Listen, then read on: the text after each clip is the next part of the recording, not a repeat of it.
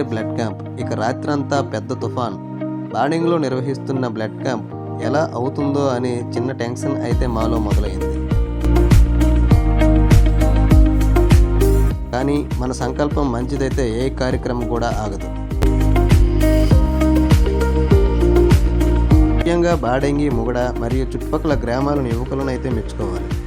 ఇంత వర్షం అయినా సరే తడుస్తూ వచ్చి మరీ బ్లడ్ డొనేట్ చేశారు. అలాగే మా ఫౌండేషన్ టీం గురించి అయితే ప్రత్యేకంగా చెప్పనవసరం లేదు. ప్రతి 3 నెలలకు ఒకసారి ప్రతి ఒక్కరూ రక్తదానం చేస్తారు.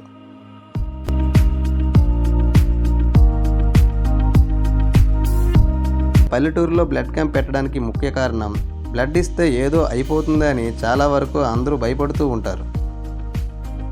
కానీ బ్లడ్ ఇస్తే ఏమీ అవ్వదు, ఇంకా మన ఆరోగ్యానికే మంచిది. మన కుటుంబ సభ్యులకు కానివ్వండి, మన బంధువులకు కానివ్వండి, మనకు తెలిసిన వాళ్ళకి కానివ్వండి, ఏ సమయంలోనైనా అత్యవసర పరిస్థితుల్లో బ్లడ్ కావాలంటే ఇలా మనం బ్లడ్ క్యాంప్ పెట్టడం వలన మనం తొందరగా అందించగలం.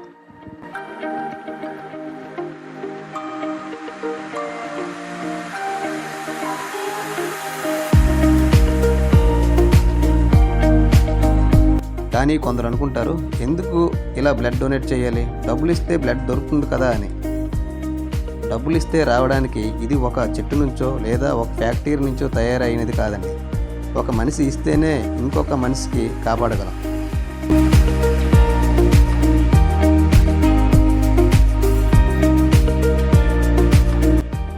డబ్బులు ఇస్తే దొరుకుతుంది కదా అని అనుకుంటే రక్త కొరత వల్ల చాలామంది చనిపోతూనే ఉంటారు. ఆ ఇబ్బంది రాకుండా ఉండడానికే ఈ బ్లడ్ క్యాంప్.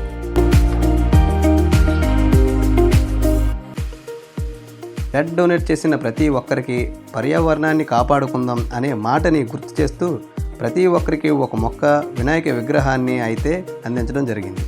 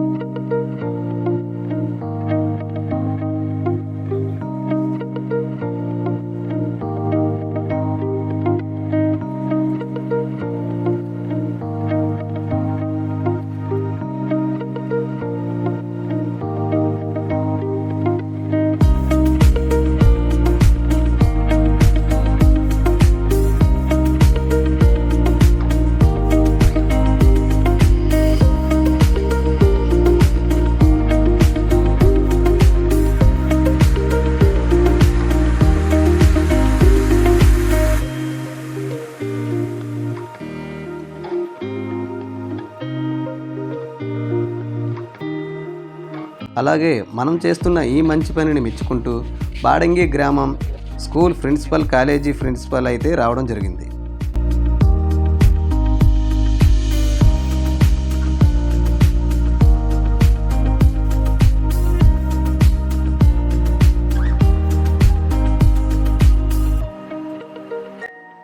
అలాగే అక్కడ ఉన్న పెద్దవాళ్ళు మనల్ని మెచ్చుకోవడం జరిగింది.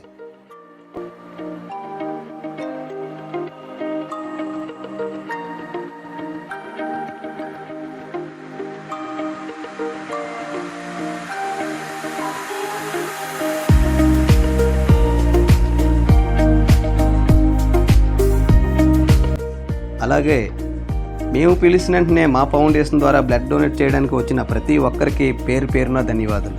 మేమెప్పుడు మీకు తోడుగా ఉంటాం, మీరు కూడా మాకు ఒక కుటుంబ సభ్యులే.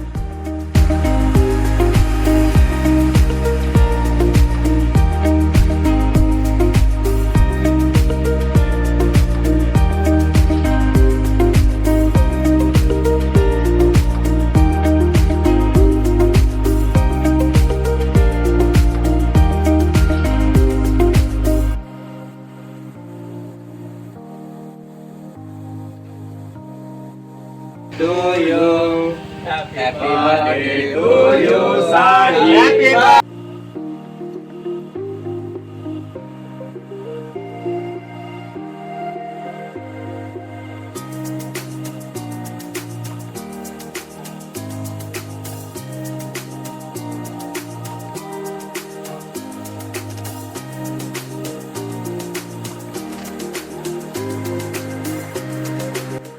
అలాగే చివరి వరకు వీడియో చూసినందుకు చాలా థ్యాంక్ యూ. మీరు కూడా ఎన్నిసార్లు బ్లడ్ ఇచ్చారో వీలైతే కామెంట్ బాక్స్లో తెలియజేయండి. Thank you.